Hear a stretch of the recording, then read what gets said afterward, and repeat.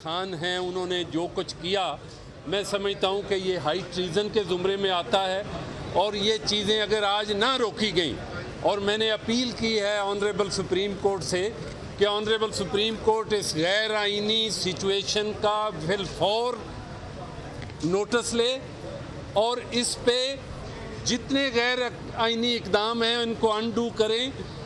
अगर आज इन गैर आइनी इकदाम को अनडू नहीं किया गया और इस तरह मसलहतों का सहारा लिया गया तो ये आने वाले मुल्क की तारीख जो है वो बिल्कुल इन लोगों को माफ़ नहीं करेगी।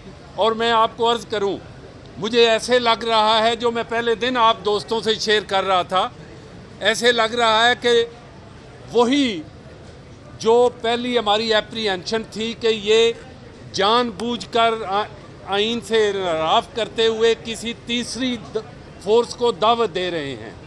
इसीलिए इस सारी सिचुएशन को डील करने के लिए मैं समझता हूं कि ऑनरेबल सुप्रीम कोर्ट को ज़रूर विद नो टाइम एक्शन लेना चाहिए और जितने गैर आइनी इकदाम हैं उनको अनडू करना चाहिए और मुल्क में जो एक जमहूरी पार्लिमानी निज़ाम है वो आइन के मुताबिक चलना चाहिए।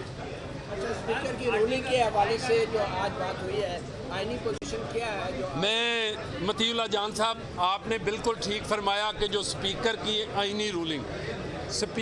आइनी रूलिंग उस वक़्त 95(2) के तहत ख़त्म हो जाती है जब लीव टू मोशन जो है वो आ जाती है। अगर लीव टू मोशन ना होती तो ये उस दिन कह सकते थे कि इसको हम देन एंड देयर रिजेक्ट करते हैं। When the requisition was found in accordance with the provision of the constitution, उसके बाद उसको मासवाए हाउस के सामने पुट करने से और कोई जवाब नहीं था। इसलिए ये सारा गैर आइनी। और अगली बात मैं आपको अर्ज़ करूं, हम तमाम ने बहसीयत मुल्क के शहरी देखा है कि हम हर लम्हे सड़कों पे जिद्दोजहद करते रहे हैं कि एक डिक्टेटर आ गया, उसने आइनी प्रोविजन तोड़ दी। आज एक सिविल ड्रेस में एक डिक्टेटर ने ये काम किया है, तो उसके हवाले से हमारा क्या व्यू पॉइंट है वो हमें देखना होगा। हमारी अदालतों को नोटिस लेना होगा, हमारी सिविल सोसाइटी को आगे आना होगा, हमारे वकला बरादरी को आगे आना आएगा, पॉलिटिशियंस को इस मुल्क के मुस्तकबिल के लिए आने आएगा। जी, मेरी पिटीशन तैयार हो गई है, मैं पिटीशन आज ही फाइल कर रहा हूँ। असम्बली की तहलील का आपका बड़ा रेलेवेंट क्वेश्चन है मतीउल्लाह जान साहब। असम्बली की तहलील तो उस वक़्त आप कहेंगे कि एक बंदे के ख़िलाफ़, एक वज़ीर आज़म के ख़िलाफ़ जो हैं, जो साबिक़ मैं इसलिए कहूँगा कि चूँकि अभी मुझे पता चला है कि पैनल ऑफ स्पीकर्स में से एक शख्स जो याद सादक थे, वो ही being one of the panel of speakers, उन्होंने अजलास कंडक्ट किया और उसके हवाले से नो कॉन्फिडेंस मोशन। जो आपने बात की कि ये जो असम्बली की तहलील के हवाले से, जब एक आदमी खुद आइन उसे रोक रहा है तो उसके हवाले से he has no power, he is nobody to say कि ये असम्बली तहलील हो सकती है। इसलिए इसका कोई कानूनी आइनी जवाब ही नहीं है।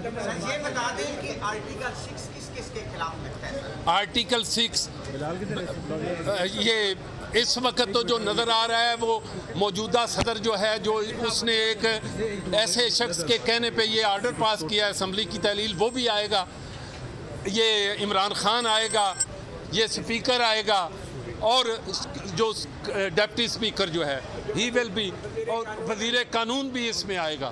सर, आज जो सरदार रियाज सादिक साहब ने जो प्रोसीडिंग की है, सर वो क्या कानूनी है या गैर कानूनी? मैं समझता हूँ कि याद Sadiq being one of the speakers, और रूल ये प्रोवाइड करते हैं कि वो किसी रूलिंग को मेजॉरिटी ऑफ हाउस जो है अनडू भी कर सकता है और किसी रूल को भी सस्पेंड कर सकता है। तो while suspending any rule, if the proceedings have been conducted by one of the member of the panel of speakers that are quite in accordance with the constitution. House ने भी ultra violence declare किया उसको। Article 5 तो बिल्कुल एक different context में है, loyalty to state. ये एक आप क्या समझते हैं कि ये अगर आर्टिकल 5 की बात थी तो उस दिन जिस दिन लीव टू मोशन आई थी उस दिन किल हो जानी चाहिए थी। जब लॉयल्टी ऑफ स्टेट की बात है वो that is a different context.